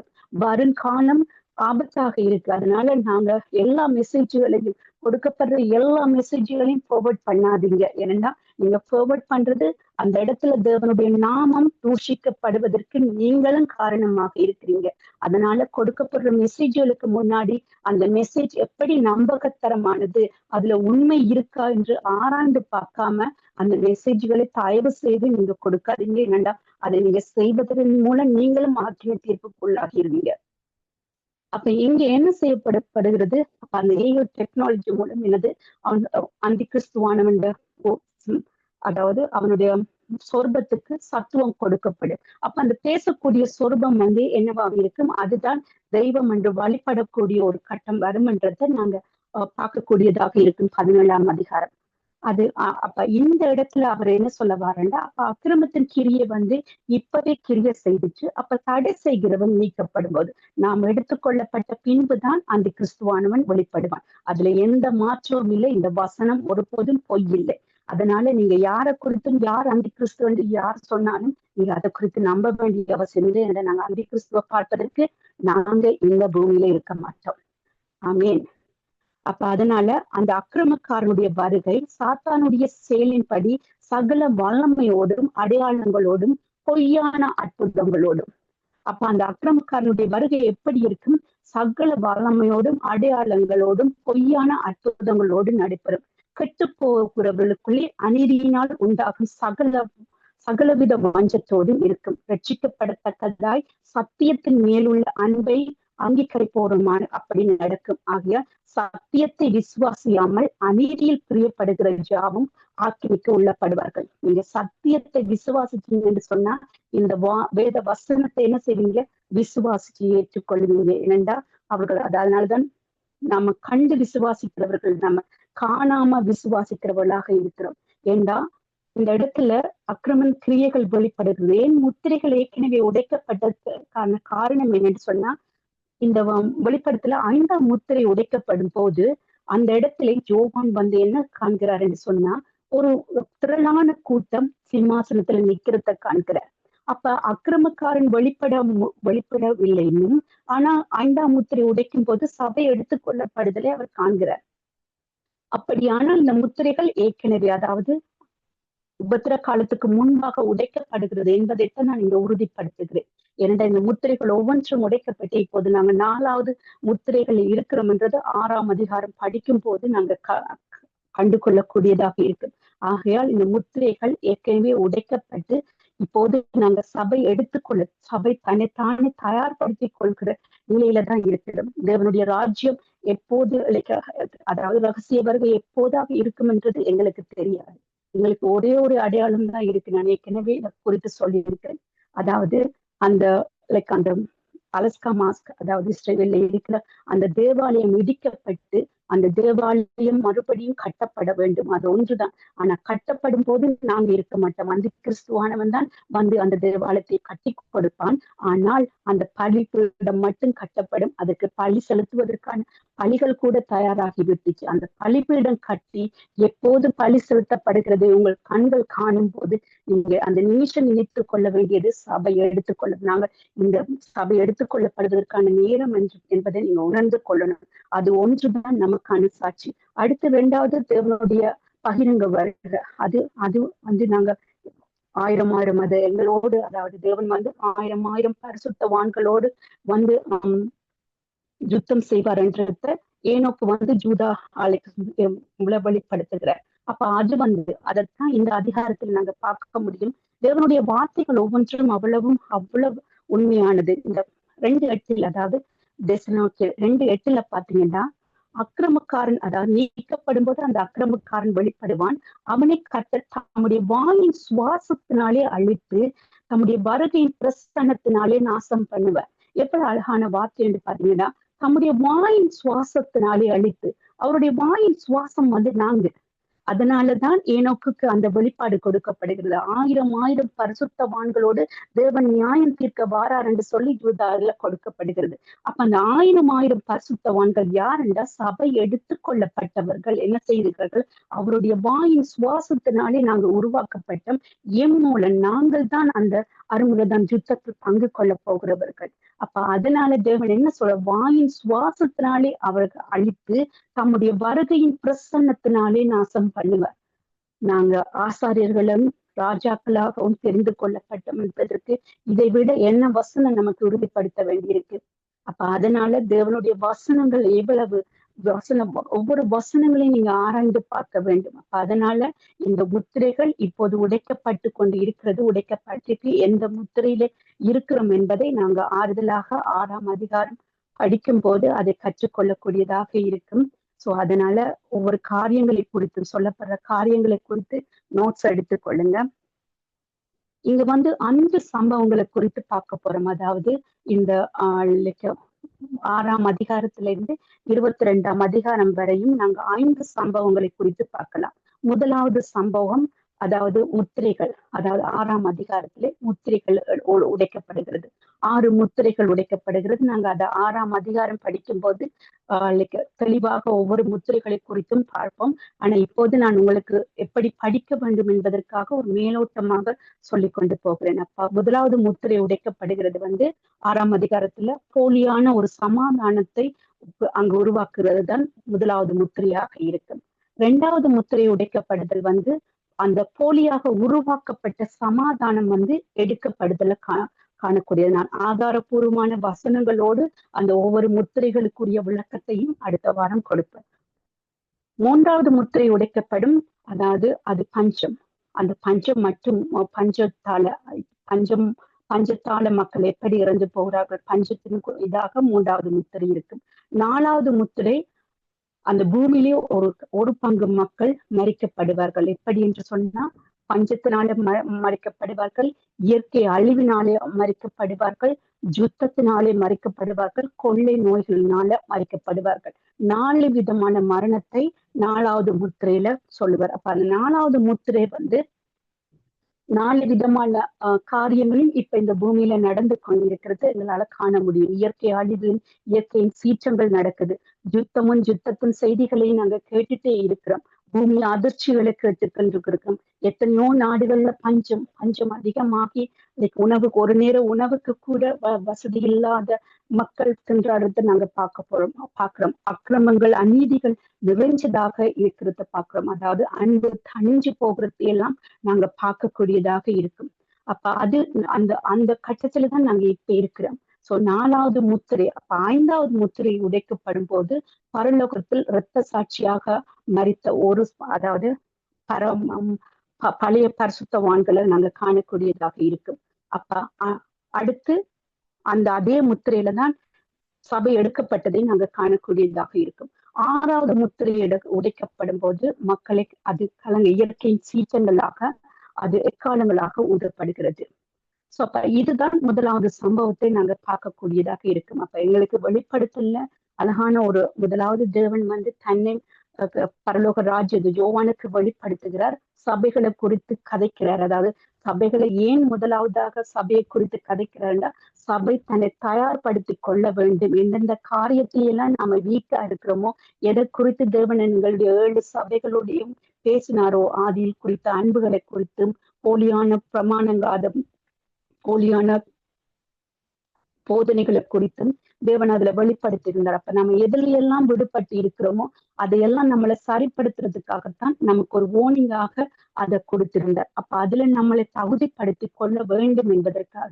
அதன் பின்பாக வரும் காரியங்களுக்கு, இயற்கையில உலகத்துல நடக்க போற காரியங்கள் ஒவ்வொன்றையும் வேத வசனத்தோட நாங்க 6ஆம் அதிகாரத்திலிருந்து கற்றுக்கொள்ள போறோம். அப்ப அந்த அதிகாரங்கள் நிச்சயமாக நீங்க 6ஆம் அதிகாரத்திலிருந்து முழுமையாக பங்கு கொள்ள வேண்டும். ஏனென்றால் வருங்காலத்து குறித்து உங்களுக்கு தெரிஞ்சா மட்டும்தான் நம்மளை நாம தகுதிப்படுத்திக் கொள்ளக்கூடியதாக இருக்கும். அடுத்த சம்பவம் 2 நாங்க பார்க்கக்கூடியதாக இருக்கும். அதிகாரம் 8 தொடக்கம் 7 முதல் அதாவது அந்தி கிறிஸ்துவின் ராஜ்யத்துக்கு விரோதமாக எக்காலத்தில் நியாய தீர்ப்புகளை நாங்க பார்க்க கூடியதாக இருக்கும். அதாவது 1/2 மணி நேரம் அமைதியாக இருக்கும். பரலோக ராஜ்யமே என்ன செய்யப்படுது? தேவன் அந்த 1/2 மணி நேரம் அமைதியை ஏன் அந்த இடத்துல ஏற்படுத்துகிறாருண்டா, ஏண்டா இந்த பூமியை தேவன் விருப்பப்பட்டு பிரியப்பட்டு சிருஷ்டித்த தேவனாக இருக்கிறார். பிரியப்பட்டு தன்னுடைய ஜனத்தை சிருஷ்டித்த தேவனாக அந்த ஜனங்கள் அழிந்து போவதே அவரால் அது அவராலே தாங்க முடியல. எந்த தீங்கிக்கும் மனஸ்தாபப்படுகிற தேவன் தான் நம்ம தேவன். நினைவே மக்கள் 1,44,000 பேர் அழிக்கப்படும் போது யோனாவோட பேசுகிற வார்த்தை, வலது கைக்கும் இடது கைக்கும் ஒரு வித்தியாசம் தெரியாத ஒரு தேவனாக இருக்கிறார். அப்படிப்பட்ட தேவன் அந்த 1,44,000 பேர் அழிக்கப்படுறத விரும்பாம அவங்க மனம், அதாவது அவங்க தங்கள் கைகளின் பிரயாசத்தை விட்டு மனம் திரும்பணும் என்றுதான் தேவனுடைய விருப்பமாக இருக்கான். அந்த விருப்பத்தை என்ன செய்யறாங்க? அவங்களுடைய இருதயங்கள் திறக்கப்படுதல் அவ்வளவுக்கு கடினமான இருதயங்களாக இருப்பது நிமித்தம் அவர் ஆக்கின தீர்ப்புக்கு அவர்களை கொடுக்க வேண்டி இருக்கிறது. அப்ப அந்த எக்காலங்கள் எல்லாம் ஊதப்படும் போது, அதாவது முதலாவது எக்காலம் ஊதப்படும் போது மரங்களில 3 ஒரு பங்கு அளிக்கப்படும். எதையெல்லாம் பூமியில சிருஷ்டித்தாரோ அதெல்லாம், அதாவது ஆதியாகமத்துல 1ஆம் அதிகாரத்துல பாத்தீங்கன்னா எதையெல்லாம் அவர் சிருஷ்டித்தாரோ அதுல 3 ஒரு பங்கு அளிக்கப்படுவதுதான் அந்த எக்காலம் ஊதப்படுறதுல. 2வது எக்காலம் ஊதப்படும் போது அதுல சமுத்திரத்தில் 3 ஒரு பங்கு இரத்தமாக்கப்படும். 3வது எக்காலம் ஊதப்படும் போது தண்ணீரில் 3 பங்கு கசப்பாகப்படும். 4வது எக்காலம் ஊதப்படும் போது 1 பங்கு, அதாவது வானத்துல 1 பங்கு இருள் அடையும். எக்காலம் ஊதப்படும். 5வது எக்காலம் ஊதப்படும். 5 மாதங்களுக்கு தேளை போல் வேதனைப்படுத்தும் வெட்டு கிளிகள் அங்கு, அதாவது 5 மாதத்துக்கு தேளை போல், தேள் கொத்தினா எப்படி ஒரு தாங்க முடியாத வலிகள் இருக்குமோ அதே மாதிரி ஒரு யுத்தமாக 5 மாதங்களுக்கு, அந்த 5 மாதங்கள் தான் 5 கிறிஸ்துவானவன் என்ன செய்வான்? இந்த ராஜ்யங்கள் ஒவ்வொன்றையும் தன் அண்டைக்குள்ள கொண்டு வருவான். அப்ப எல்லா ராஜ்யங்களுக்கும் யுத்தங்கள், ராஜ்யங்கள் இப்பவே நாங்க காணக்கூடியதாக இருக்கும். ஒவ்வொரு தேசங்களை பிடித்துக் கொள்றதுக்கு ஒவ்வொருத்தரும் முன்னிற்கிறத நாங்க காணக்கூடியதாக இருக்கும். அப்ப அப்படியான ஒரு காரியத்தை நாங்க பார்க்கக்கூடியதாக இருக்கும். 6வது எக்காலம் ஊதப்படும் போது 1/3 மனிதரை கொள்ளும். அதாவது குதிரை இராணுவ வீரர்களாக 20,000 கோடி மக்கள் இராணுவ வீரர்கள் அங்க சேர்ந்து அந்த மனிதர்களை கொள்ளுகிறதற்கு அங்க காணக்கூடியதாக இருக்கும். அப்ப இந்த எக்காலங்கள், அதாவது 6 எக்காலங்கள் வந்து 2வது சம்பவமாக இருக்கும். 1வது சம்பவம் வந்து முத்திரைகள் உடைக்கப்படுதல், அந்த முத்திரைகள் உடைக்கப்படுகிறத குறித்து இருக்கும். 2வது சம்பவம் வந்து, அதாவது 6ஆம் அதிகாரத்துல முத்திரைகள் உடைக்கப்படுகிறது. 7ஆம் அதிகாரத்துல வந்து எக்காலங்கள் 7 8 வந்து எக்காலங்கள் ஊதப்படுகிறது. அப்ப 3வது சம்பவம் என்னன்னு பார்க்க போறோம் என்றால் 3.5 வருடம் மகா உபத்திர காலத்தின் முடிவு. அடுத்தது இயேசுவின் பகிரங்க வருகை குறித்தும் சொல்லப்படும். அதாவது 7வது எக்காலம் ஊதப்படும் போது அந்த 7வது எக்காலம் என்ன செய்யப்படும், அது கலசங்களாக மாற்றப்படுகிறது. சோ அதைத்தான் நாங்க மத்தேயுல 24 பார்க்கக்கூடியதாக இருக்கும். உபத்திரம், அதாவது சூரியன் அந்தகாரப்படும். அதாவது சீசர்களுக்கு அவர் சொல்லிடுவார், வருகைக்கு முன்பாக என்னென்ன காரியங்கள் நடக்கும் என்றத அவர் அங்கு கொடுத்தாரோ அந்த காரியங்கள் எல்லாமே இங்க காணக்கூடியதாக இருக்கும். அதாவது சூரியன் அந்தகாரப்படுவதும், சந்திரன் ஒளியை கொடாதிருக்கிறதும், நட்சத்திரங்கள் வானத்துல இருந்து விழுகிறதும், வானத்தின் சத்துவங்கள் அசைக்கப்படுவதும், அப்போது மனுஷகுமாரனுடைய அடையாளம் வானத்தில் காணப்படும்.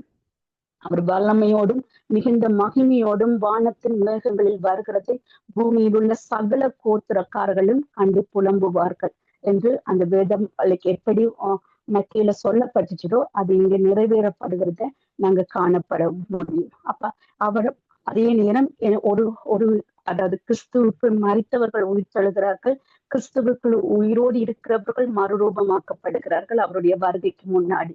அடுத்தது பரிசுத்தவான்களுக்கு விரோதமாக என்ன செய்வான், சத்துருவானவன் செயற்படுறத நாங்க அங்க காணக்கூடியதாக இருக்கும். 11வது அதிகாரத்துல பார்த்தோம்னா இயேசு கிறிஸ்துவானவரை ஆண் பிள்ளையாகவோ அதுல காட்டப்பட்டிருக்கும். அதற்கு அடுத்ததாக அவருடைய வானத்துல சாத்தாண்ட ஆக்ரோஷம் எப்படி இருந்தது என்று சாத்தானுக்கும் அந்த ஆண் பிள்ளைக்கும் உரியதாக அந்த 11வது 12வது அதிகாரத்திலே கொடுக்கப்படும். அந்த சபையை குறித்து, அதாவது அந்த சபையை குறித்து சொல்லப்பட்டிருக்கும். அந்த சபை எந்த சபை என்றத நாங்க 12வது அதிகாரம் படிக்கும் போது நாங்க அதை கற்றுக்கொள்ளக்கூடியதாக இருக்கும். அடுத்து மகா உபத்திர காலத்தை பற்றி நாங்க காணக்கூடியதாக இருக்கும். ஸ்திரீயானவள் வந்து அந்த உபத்திர காலத்துல எப்படி பாதுகாக்கப்படுகிறாள், அந்த ஸ்திரீ என்றது சபை, அதாவது விடுபட்ட சபை வந்து எப்படி அந்த உபத்திர காலத்திலே அவர்கள் இருக்கிறார்கள், அந்த சபை எப்படி பாதுகாக்கப்படுகிறது என்றது. அப்ப நம்மளால இப்ப ஒரு காரியம்தான், நாம வந்து இப்ப நமக்கு எதிராக இன்னும் நம்ம உபத்திர காலத்துக்குள்ள கடந்து செல்ல இல்லை. ஆனாலும் என்னது, நம்மளால தேவனுக்கு முன்பாக முழுமையாக எழும்பி நிற்க முடியல. ஒரு நாள் விழுந்து போறோம், ஒரு நாள் உறுதியாக இருக்கிறோம். ஒவ்வொரு நாளும் எங்களுக்கு சரீர பலவீனங்கள் வந்தோன்னு என்ன செய்யறோம், உடைந்து போய் தேவனண்டே கிட்டி நெருங்காம கொஞ்சம் விலகி போறோம், மறுபடியும் எழும்பி கட்டுறோம். இதுதான் நாம. ஆனா அப்ப நாம என்ன செய்யறோம், நம்மளால இந்த காலத்திலேயே நம்மளால என்ன செய்ய முடியல, நிலை நிற்க முடியல. உபத்திர காலத்துல நம்மளால எப்படி நிலை நிற்க முடியும்? நீங்க எப்பயாவது அதை யோசிச்சிருக்கீங்களா? உபத்திர நிச்சயமாக அதுல நிலை நிற்பது மிகவும் கடினமாக இருக்கும். அதனால நீங்க எப்பவுமே இப்ப உபத்திர காலத்துக்கு முன்னாடி உங்களை தகுதிப்படுத்தி கொள்ளுங்க. ஏன்னா உபத்திர காலத்துல விடுபட்டு போன சபையில இருந்து, நான் சில பேர் விதண்டாவாதத்துக்கெல்லாம் கதைப்பாங்க, நான் விடுபட்டு போன சபையில இருந்து நான் அதுல இருந்து அந்த இடத்துல இருந்து வருவேன், அதனால நான் இப்ப இதை குறித்தெல்லாம் நான் கவலைப்படையில. அப்படியெல்லாம் இல்லை. என்ற தேவன் எங்களுக்கு இது எல்லாவற்றையும் கொடுத்திருக்கிறாருன்னா நம்மளை தகுதிப்படுத்தி கொள்வதற்காக, நம்மளை ஆராய்ச்சி பார்த்து நம்மளை உருவாக்கி கொள்வதற்காக. அதனால விதண்டாவாதத்துக்காக நம்ம உபத்திர காலத்துலதான் நான் ஜெயம் கொள்ளுவேன் நினைச்சா முடியாத காரியம். உங்களை நீங்களே, உங்களோட வாழ்க்கையை நீங்களே அழித்துக் கொள்ள நினைக்காதீங்க. அதனால இப்ப இருக்கும்போது தேவன் கொடுக்கிற இந்த கிருபையின் பிரமாணத்திலே உங்களை பாதுகாத்து கொள்ளுங்க. அடுத்ததாக அந்த 14ஆம் அதிகாரத்துல நாங்க பார்க்க கூடியதாக இருக்கும். தூதன் வந்து, அதாவது 11ஆம் அதிகாரம், அதாவது அதுல இன்னொரு 11ஆம் அதிகாரத்துல 2 இரத்த சாட்சிகளை குறித்து அங்க சொல்லப்பட்டிருக்கும். அதாவது 2 இரத்த சாட்சிகள், அதை யாரென்று பார்க்கக்கூடியதாக இருக்கும். அதாவது எப்படி யோவானை குறித்து சொன்னாரோ, எலியாவின் ஸ்பிரிட்டில் அவர் வந்தார் என்று சொல்லி, அதே மாதிரி தான் இங்க வந்து 2, அதாவது மோசையின் ஸ்பிரிட்டிலையும் எலியாவின் ஸ்பிரிட்டிலையும் வந்து 2 இரத்த சாட்சிகள் அங்க காணக்கூடியதாக இருக்கும். சில பேர் அதை குறித்து எலியா இல்ல அது மோசே இல்லை என்றெல்லாம் ஆர்கியூ பண்ணியிருப்பாங்க. ஆனா எங்களுக்கு வேத வசனத்தின்படி நாங்க அதை ஏற்றுக்கொள்கிறோம். ஏனென்றால் தேவன் எப்பவும் நம்ம காணக்கூடியதாக இருக்கும்.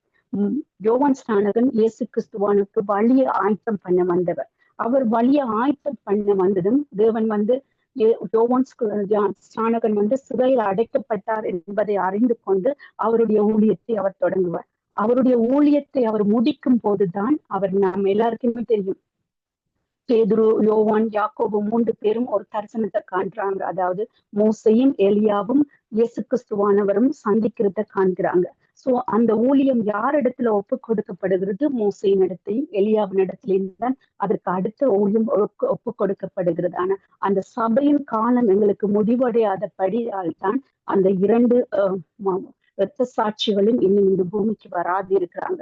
அப்ப இந்த இரத்த சாட்சிகள் அதுல தண்ணீரை இரத்தமாக மாற்றக்கூடிய வல்லமை யாருக்கு உண்டு சொன்னா மோசைக்கு இருக்கு. அப்ப காற்றையும் கடலையும் அடக்கிற இது யாருக்கு? மழை பெய்யாது செய்யற இது எலியாக்கு. அது வசனத்தின் மூலமாக அங்க உறுதிப்படுத்தப்பட்டிருக்கிறத நாங்க காணக்கூடியதாக இருக்கும். அப்ப அதனால அந்த இரத்த சாட்சிகள் யார் என்பதையும் நாங்க 11ஆம் அதிகாரத்துல காணக்கூடியதாக இருக்கும். அடுத்த சம்பவம் 4 நாங்க பார்க்கக்கூடியதாக இருக்கும். அதிகாரம் 15, 16 நாங்க காணக்கூடியதாக இருக்கும். அது 7 கோப கலசங்களாக இருக்கிறது நாங்க பார்க்க முடியும். அதாவது அதுதான் கர்த்தர் நியாய தீர்ப்பு கொடுக்கிறதாக இருக்கிறது. அதாவது சபை உபத்திர காலம் முடிஞ்சதும் அந்த உபத்திர காலத்துக்கு பின்பாக கொடுக்கப்படுற 7 கோப கலசங்கள் அந்த நியாய தீர்ப்பாகவே அது இருக்கிறது நாங்க காணக்கூடியதாக இருக்கும். அதாவது முதலாவது தூதன் தன் கலசத்தின் உள்ளத்தை பூமியில் ஊற்றும் போது பொல்லாத கூடிய புண்ணுகள் உண்டாக்கும். அந்த மக்கள் பாதைக்கு உண்டாக்கப்படுகிறாள். அப்ப தேவன் ஒரு மனுஷனை அழிக்கணும் ஒரே நிமிஷத்துல தேவனால் அழித்து போட முடியும். ஏன்னா அவர் தான் அந்த சுவாசத்தை கொடுத்தார். அவரால் ஒரு செகண்ட்ல அந்த சுவாசத்தை எடுத்து போட முடியும். ஆனா தேவன் அதை விரும்புறதில்லை. ஏண்டா அவங்க மனம் திரும்பணும் என்று தேவன் விரும்புறார். அதனாலதான் அவங்களுக்கு ஒரு உபத்திர காலத்தை கொடுத்து ஒரு காலக்கேடை கொடுக்கிறார். அந்த காலக்கேட்டுக்குள்ள மக்கள் மனம் திரும்புறாங்களா, தங்கள் கிரியைகளை விட்டு தேவனை நோக்கி பார்க்கிறாங்கன்றதான் தேவன் கொடுக்கிறார். அப்ப உபத்திர காலத்துல அவங்களுக்கு அந்த உபத்திர காலமும் அந்த வேதனைகளும் கொடுக்கப்படுகிறது அவங்களுடைய இருதயங்கள் உடைக்கப்பட்டு தேவனுக்கு அண்டி சேர வேண்டும் என்றதுக்காகத்தான் இந்த கலசங்கள் எல்லாம் ஊற்றப்படுகிறது. ஆனாலும் அந்த வார்த்தை நீங்க வெளிப்படத்துல வாசிக்கும் போது ஆனாலும் அவங்க மனம் திரும்பவில்லை என்றத அங்க ஒவ்வொரு கலசங்களும் ஊற்றப்படும் போது அவருடைய வேதனையான அந்த வார்த்தையை நாங்க காணக்கூடியதாக இருக்கும். ஏனென்றா இப்படியெல்லாம் நடக்கும் போதும் அவர்கள் தேவனை தூஷித்தார்களுடைய ஆனாலும் மனம் திரும்பவில்லை என்ற அவருடைய வேதனையான வார்த்தைகளை நாங்கள் காணக்கூடியதாக இருக்கும். அந்த நிலை நமக்கு வராத படிக்கு தேவன் நம்ம குறித்தும் ஒரு பாரத்தோட தான் இருக்கிறார். அதனால நாம இது உணர்வடைய வேண்டிய காலமாக இருக்கிறது. 2வது தூதன் தன் கலசத்தில் உள்ளத்தை சமுத்திரத்துல ஊற்றுவார். அப்ப சமுத்திரத்துல ஊற்றும் போது சமுத்திரத்துல இருக்கிற எல்லாமே என்ன செய்யும்? மறைத்து போகும். 3வது தூதன் கலசத்தில் உள்ளத்தை நதிகளிலும் நீரூற்றுக்கள் மேலிலும் ஊற்றுகிறத நாங்க தண்ணீர் இரத்தமாக மாறுதல காணக்கூடியதாக இருக்கும். 4வது தூதன் தன் கலசத்தில் உள்ளத்தை சூரியன் மேல் ஊற்றுகிறான். அப்ப அது உஷ்ணமாகும். இயற்கை உஷ்ணமாகிறத நாங்க காணக்கூடியதாக இருக்கும். 5ஆம் தூதன் தன் கலசத்தின் உள்ளத்தை அந்த கிறிஸ்துவின் அரண்மனையிலே ஊற்றுவான். அப்ப அந்த நேரத்துலதான் அவனுக்குரிய அழிவு அங்கு கொடுக்கப்படுகிறது. அப்ப அந்த அதிகாரங்களை நாங்க பார்க்கக்கூடியதாக இருக்கு. அடுத்தது அதிகாரம் 17 தொடக்கம் 19 வரை தேவதூதன் விளக்கம் அளிக்கிறத நாங்க காணக்கூடியதா இருக்கு. அது எதை குறித்து விளக்கம் அளிக்கிறாருன்னு சொன்னா, அந்த பாபிலோனாக இருந்த ஒரு தேசம் அதற்கு சாயலாக இருக்கிற அந்த தேசம் எப்படிப்பட்ட ஒரு தேசமாக இருந்துச்சு, அந்த தேசம் அழிக்கப்படுவதற்கான காரணம் என்ன என்பதை குறித்து யோவானுக்கு அங்க விளக்கம் கொடுக்கிறத நாங்க காணக்கூடியதாக இருக்கும். அடுத்து நாங்க 19ஆம் அதிகாரத்துல பார்த்தோம்னா, 19ஆம் அதிகாரத்துல எருசலேம் வெற்றி, அதாவது புதிய எருசலேம் புதிய வானம் 19, 20 எல்லாம் நாங்க 20, 21, 22 எல்லாம் நாங்க பார்க்க போறதெல்லாம் தேவனுடைய ராஜ்யத்தை குறித்து புதிய எருசலேம் புதிய வானம் புதிய பூமி உண்டாக்கப்படுகிறத நாங்க காணக்கூடியதாக இருக்கும். அந்த புதிய வானமும் புதிய பூமியும் எப்படிப்பட்டதாக இருக்கும்?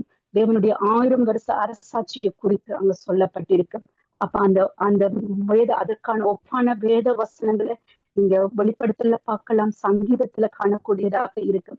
அதற்கு தேவையான வசனங்கள் தேவை என்று சொன்னா ஏசாயா புத்தகத்துல இருக்குது. நீங்க ஏசாயா 2ஆம் அதிகாரம், 9ஆம் அதிகாரம், 51ஆம் அதிகாரம், 60, 62 எல்லாம் ரெஃபரன்ஸை நீங்க பயன்படுத்திக் கொள்ளலாம். சாத்தான் கட்டப்படுறதும் அங்க உறுதிப்படுத்தப்பட்டிருக்கிறத நாங்க அங்க காணக்கூடியதாக இருக்கும். ஏன்னா வெளிப்படுத்தல படிக்கும் போது நாங்க தானியல், முக்கியமாக தானியல் அந்த 7 ராஜ்யங்களை குறித்து அங்க சொல்லப்படுறதும் அந்த முத்திரை அதாவது முத்திரை போடப்பட்ட புத்தகமாக அது இருந்ததையும் நாங்க கண்டு கொண்டோம். ஆனா இங்க முத்திரைகள் உடைக்கப்பட்டதாக இந்த புத்தகத்தை காணக்கூடியதாக இருக்கு. ஆனா இதற்கு வருகிற நியாய தீர்ப்புகள் எல்லாம் என்ன செய்யப்பட்டிருக்கும், எசேக்கியேலையும் சகரியாவிலையும் ஒபதியாலையும் நாங்க காணக்கூடியதாக இருக்கு. ஏசாயால எல்லாவற்றிலையும் தேவனுடைய நியாய தீர்ப்பை குறித்து ஏற்கனவே அங்க சொல்லப்பட்டதை இங்க வெளிப்படுத்தல அவர் உறுதிப்படுத்தக்கூடியதாக நாங்க காணக்கூடியதாக இருக்கு. இந்த சகரியா 12 அதிகாரங்களை படித்தீங்கன்னா கடைசி கால அடையாளங்களுக்கான அதிகாரங்களாகவே அது இருக்கிறத நீங்க காணக்கூடியதாக இருக்கும். அடுத்தது 19ஆம் அதிகாரத்திலிருந்து 22 குறித்து நாங்க பார்க்கக்கூடியதா இருந்தது. அந்த புதிய எருசலேம், அதாவது அதுல புதிய எருசலேமும் புதிய பூமியும் புதிய வானமும் உண்டாக்கும் முன்னாடி 2 வகையான நியாய தீர்ப்பும் அங்கு கொடுக்கப்படுகிறது. அதாவது ஒன்று வெள்ளை சிங்காசன நியாய தீர்ப்பு. அந்த வெள்ளை சிங்காசன நியாய தீர்ப்பு இருக்கு. அந்த வெள்ளை சிங்காசன நியாய தீர்ப்பு எதென்று சொன்னா சகல ஜாதிகளுக்கும் கொடுக்கப்படுற நியாய தீர்ப்பு தான் வெள்ளை சிங்காசன நியாய தீர்ப்பு. அதாவது மரித்தோர்களை ஒப்புவிப்பார்கள். சமுத்திரமும் பாதாளமும் தன்னிடத்தில் இருக்கிறவர்கள் ஒப்பு கொடுக்கும் போது அவருக்கு அவனவன் கிரியைகளின் படியே அங்க நியாய தீர்ப்பு வழங்கப்படுகிறது தான் அந்த வெள்ளை சிங்காசன நியாய தீர்ப்பு கொடுக்கப்படுறத அங்க காணக்கூடியதாக இருக்கும். அது யாரு கொடுப்பார்கள் என்பதையும் எங்களுக்கு மத்தியில வெளிப்படுத்தி இருப்பார். அதாவது பேதுரு எனக்கு எல்லாவற்றையும் விட்டும் பின்னாலே எனக்கு என்ன கொடுப்பீர் என்று கேட்கும் போது அவர் சொன்ன, என்னோடு ராஜ்யத்திலே நீங்க கூட இருந்து நியாயம் தீர்ப்பீர்கள் என்று. சோ அந்த அப்போஸ்தலர்கள் அவர்களை நியாயம் தீர்க்கிறவர்களாக அங்கு இருக்கக்கூடியதை நாங்க காணக்கூடியதாக இருக்கும். சோ அந்த வெள்ளை சிங்காசன நியாய தீர்ப்பின்படி ஜீவ புஸ்தகத்தில் எழுதப்படாத அத்தனை பேரும் அக்கினியும் கந்தகமும் எரிகிற கடல்களிலே தள்ளப்படுகிறதையும் நாங்க காணக்கூடியதாக இருக்கும். அப்ப சாத்தானும் கள்ள போதகர்களும் கள்ள தீர்க்கதரிசிகளும் அக்கினியும் கந்தகம் எரிகிற கடல்ல தள்ளப்படுகிறார்கள். அவர்களோடு என்ன செய்யப்படுகிறார்கள், ஜீவ புஸ்தகத்தில் எழுதப்படாத அத்தனை பேரும் அக்கினியும் கந்தகம் எரிகிற கடல்ல தள்ளப்படுகிறார்கள். அப்ப இந்த வார்த்தைகளை நீங்க விசுவாசிச்சீங்கன்னு சொன்னா அது வருங்காலத்தை குறித்து எந்த ஒரு வேதத்திலேயுமே எத்தனையோ மதங்கள் இருக்கலாம், எத்தனையோ வேத புத்தகங்கள் உங்களுக்கு இருக்கலாம். ஆனாலும் பைபிள்ல சொல்லப்பட்ட மாதிரி நடக்க போற காரியங்களை குறித்து ஆதாரபூர்வமாக எந்த ஒரு வேதத்திலேயுமே எங்கேயுமே உறுதிப்படுது. சில பேருக்கு நம்ம தேவனை அறியாதவங்களுக்கு இதை சொல்லும் போது நிச்சயமாவா அவங்களால அங்கீகரிக்க முடியாது. பரலோக ராஜ்யமா சபை எடுத்துக்கொள்ளப்படுதல என்ன இவங்க சொல்றாங்கன்ற ஒரு ஆச்சரியக்குறியோட இருப்பாங்க. ஆனா தேவனை அவங்க ஏற்றுக்கொள்ளும் போது அவங்க காணாம விசுவாசிக்கிற ஒரு விசுவாசத்தை தேவன் அவங்களுக்குள்ள வர்த்திக்க பண்ணும் போது அதை அவர்கள் விசுவாசித்துக் கொள்கிறவர்களாக இருப்பார்கள். ஏன்னா தேவன் இந்த புத்தகத்தில் சொன்ன ஒரு வார்த்தை கூட பொய்யுரையாது, ஒரு வார்த்தையை கூட ஒரு உறுப்போ பொய்யுரையாது என்று வேத வாக்கியங்கள் சொல்கிறது. அதனால இது நியாய தீர்ப்புக்காக பூமி கண்டு இந்த பூமியை உண்டாக்கின தேவன் இந்த பூமியை அழிக்கவும் வல்லவராக இருக்கிற இது அழிவுக்குரிய பூமியாக இப்ப மாற்றப்பட்டு கொண்டு இருக்கிறத நாங்க காணக்கூடியதாக இருக்கு. அதனால நம்ம ஒவ்வொருத்தரும் அதை விசுவாசித்து நிச்சயமாக நியாய தீர்ப்பு ஒன்று இருக்கு, பரலோக ராஜ்யம் ஒன்று இருக்குது. அதனால அந்த ராஜ்யத்துக்குள்ள நாங்க போக வேண்டும். ஏண்டா சொர்க்கம் நரகம் என்று மற்ற மதத்தவர்கள் சொல்லலாம். ஆனா எங்களுக்கு நரகம் என்றது அக்கினி கடலாக இருக்கிறது. அந்த அக்கினியும் கந்தகமும் எரிக்கிறது தான் எங்களுக்கு நரகமாக இருக்கிறது. சொர்க்கம் என்றது எங்களுக்கு பரலோக ராஜ்யம் சொர்க்கமாக இருக்கு. அதனால சொல்லப்பட்ட காரியங்கள் எதுவுமே இங்க பொய்யுரைக்காது. காலம் வரும்போது அதை எல்லாவற்றையும் விசுவாசத்தோடு நீங்க விசுவாசிப்பீங்கள் என்று நான் விசுவாசிக்கிறேன். நிச்சயமாக 6ஆம் அதிகாரம் கர்த்தருக்கு சித்தமான முத்திரைகளை வசன ஆதாரங்களோடு ஒவ்வொரு முத்திரைகளையும் அடுத்த வாரம் நாங்க பார்க்கக்கூடியதாக இருக்கும். கர்த்தருக்கு சித்தமானால் நாங்க அதை பார்த்துக் கொள்ளுவோம். கர்த்தருடைய வருகை தாமதித்தால் நிச்சயமாக அடுத்த வாரம் சந்திப்போம். Thank you brother. Thank you sister. Hallelujah. நன்றி. தேவனுடைய வார்த்தையை பகிர்ந்து கொண்டமைக்காக கடைசியாக நாங்கள் ஜெபித்து இதை முடிக்கப் போகிறோம். ஜெபத்தை தாங்கும்படியாக நான் பிரதர் ரூபனை தாழ்மையுடன் கேட்டுக்கொள்கிறேன். அப்பா கத்தாவே, இந்த மாலை வழிகளுக்காக நன்றி தேவனே. இந்த வலயத்திலே நீர் எங்கள் ஒவ்வொருவரையும் கூட்டி சேர்த்து கிருபைக்கு நன்றி தேவனே. இந்த சந்தர்ப்பத்தை வழங்கிய சபைக்காக நன்றி தேவனே. சபை மக்களுக்காக நன்றி. இந்த வார்த்தையை கொடுத்த மகளுக்காக நன்றி தேவனே. இந்த வார்த்தையின் ஆழங்களை நாங்கள் கேட்டது மட்டுமில்லாமல் நாங்கள் அதை எங்கள் வாழ்க்கையிலே அபியாசப்படுத்தக்கூடியதாகவும், அந்த சிஸ்டர் சொன்ன மாதிரி நாங்கள் மற்றவர்களுக்கு கற்றுக் கொடுக்கக்கூடியவர்களாகவும் மாறப்போற கிருபைக்காக நன்றி தேவனே. இந்த நேரத்திலே எங்களோட மனசை ஒருமனப்படுத்தி எங்கள் செவிகளையும் ஒருமனப்படுத்தி கேட்கக்கூடியதாக வைத்த கிருபைக்காக நன்றி தேவனே. இந்த இரவு பொழுதிலே நாங்கள் கற்றுக்கொண்ட ஒவ்வொரு விடயத்தையும் திரும்பவுமாக அசைவாடி அதை நாங்கள் மற்றும் எங்கள் வாழ்க்கையிலே அப்ளை பண்ணும்படியாக எங்களை நீர் பணிக்க போற கிருபைக்கு நன்றி தேவனே. இந்த வார்த்தையின் ஆழங்களை நாங்கள் இன்னும் கூட வரும் காலங்களிலே இன்னும் அறியக்கூடிய சந்தர்ப்பங்களை எங்களுக்கு தரப்போற கிருபைக்காக நன்றி. இந்த சபைக்காக நன்றி. இந்த நேரத்திலே கூடி வந்த ஒவ்வொரு பிள்ளைகளுக்கும் கோடி சோத்திரம் தேவனே. இந்த மிகுதி காரியத்தையும் மிகுதி நேரத்தையும் நீர் உம்முடைய கருத்திலே ஒப்படைக்கிறோம் தேவனே. அடுத்த சாட்டர்டே நாங்கள் சந்திக்கும் வரையும் நீர் எங்களோடு இடைப்படும்படியாக கேட்கிறோம் தேவனே. எல்லாம் நீ இயேசு கிறிஸ்துவின் நாமத்தினாலே கேட்டு நிற்கின்றேன் பரமபிதாவே. ஆமேன் ஆமேன். அப்படி எல்லாருமே சேர்ந்து சொல்லுவோம். என் ஆத்துமாவே கர்த்தரை ஸ்தோத்திரி, என் முழு உள்ளமே அவருடைய பரிசுத்தநாமத்தை ஸ்தோத்திரி. என் ஆத்துமாவே கர்த்தரை ஸ்தோத்திரி. கர்த்தர் செய்த சகல உபகாரங்களையும் மறவாதே. ஆமென் ஆமென். கர்த்தர் தாமே உங்கள் ஒவ்வொருவரோடும் கூட இருப்பாராக. சமாதானத்தின் தேவன் தாமே உங்களோடு இந்த வாரம் கடந்து செல்வாராக. God bless you all. Thank you. Thank you, Pastor. Thank you.